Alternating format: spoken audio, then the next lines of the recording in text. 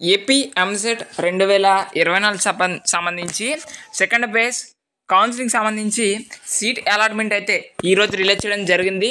అయితే seat allotment check చేసుకున్నాం bro. మాకు ఫస్ట్ ఫేజ్లో ఏ కాలేజ్ అయితే వచ్చిందో సెకండ్ ఫేజ్లో కూడా ఆ కాలేజే వచ్చింది, ఏం చేయాలి, మళ్ళీ మనం చెక్ చేసుకున్న తర్వాత చేంజ్ అవుతుందా అనేది చాలామందికి డౌట్గా ఉంది. ఆ యొక్క ఇన్ఫర్మేషన్ తెలుసుకునే ముందు లైక్ చేయకపోతే లైక్ చేయండి. సో ఫస్ట్ ఆఫ్ ఆల్ మీరు ఫస్ట్ రిపోర్ట్ చేసిన కాలేజే మీకు ఇప్పుడు కూడా రావడం జరిగింది.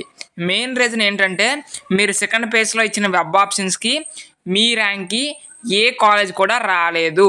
మీరు రిపోర్ట్ చేశారు కాబట్టి ఆ ఫస్ట్ ఫేజ్ కాలేజే మీకు మళ్ళీ అలాట్ చేయడం అయితే జరిగింది. ఓకేనా, మళ్ళీ చేంజ్ అవుతాయంటే చేంజ్ అయితే కావు.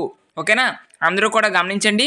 సో మీకు ఫస్ట్ ఫేజ్లో ఏ సీట్ అయితే వచ్చిందో సెకండ్ ఫేజ్లో కూడా ఆ సీట్ రావడానికి కారణం మీరు ఇచ్చిన వెబ్ ఆప్షన్స్కి సెకండ్ ఫేజ్లో సీట్ రాలేదు. అందుకే ఫస్ట్ ఫేజ్ సీట్ అంతా అలాగే ఉండిపోవడం జరిగింది. ఓకేనా, ఈ వీడియోని మీ ఫ్రెండ్స్కి కూడా షేర్ చేయండి, వాళ్ళకి కూడా యూస్ఫుల్ అవుతుంది. Thank you.